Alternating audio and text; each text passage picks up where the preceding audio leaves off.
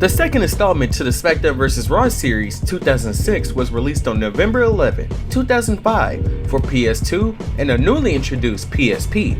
In this year's game, they weren't playing around.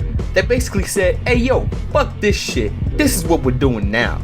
The team's main goal this year was realism, in which they achieved quite well with several new animations surfacing the square circle. But don't worry, they kept an old stuff in there too. Gameplay. This year's game was revolutionary for its time because the inclusion of the stamina system. However, they tweaked the momentum system as well to where you can only have one stored finisher, so that slows down the pace a bit. SmackDown vs. Raw 2006 introduces created wrestler voices, general manager mode, buried alive match, the locker room, and create an entrance advancement, while getting rid of fast-paced gameplay and the clean and dirty meter. So honestly, we gained a lot more than last time. So far so good. Now, let's go for the Triple H entrance test to see if everything's looking alright.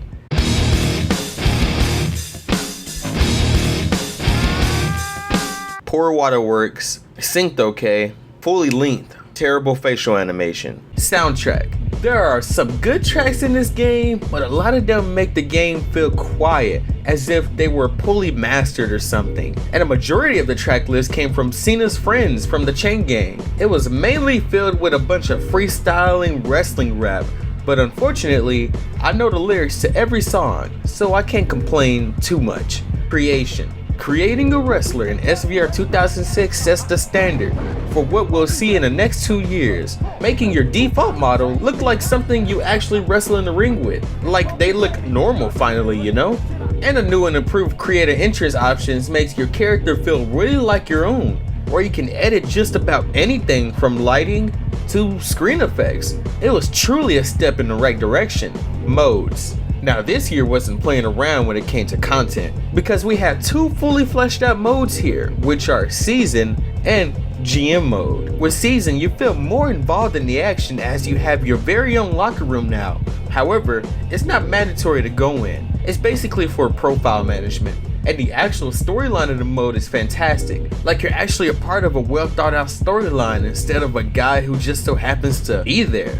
Not to mention that your character talks now, along with the rest of the roster as well, which is quite hilarious to hear certain superstars' lines throughout the story, like Undertaker playing the hero role and saying more than 2 sentences. Excuse me, Tori. I heard that you were the last person to see Teddy Long before his accident. Do you mind if I ask you about it? Hey Columbo, take it somewhere else, okay? And regarding that, there's nitpicks that I have here and there. Like if you select a created character or any other person that isn't these people, you go down the same storyline as everyone else, including Hulk Hogan.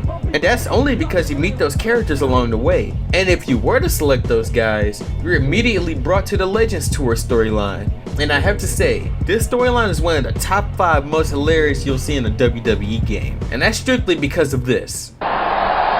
Oh, we've got combustible elements here, King.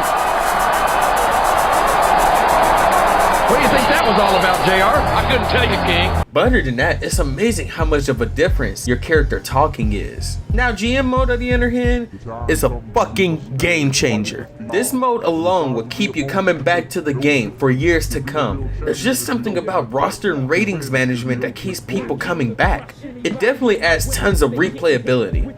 Online, essentially the same as last year's, but with the inclusion of rankings and trading your created wrestlers. Ports. The only port we have this time around is the PSP version, which includes stuff not in the base game, like cool little pastime mini games and Jake the Snake Roberts, which can be ported to the console version too, among created wrestlers and career progress.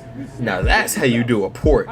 Overall, the only thing the PSP version doesn't have is graphics, and the announce tables for some oddball reason. So to wrap up SmackDown vs. Raw 2006, I have to say, they didn't just update the game, it feels like a completely new one.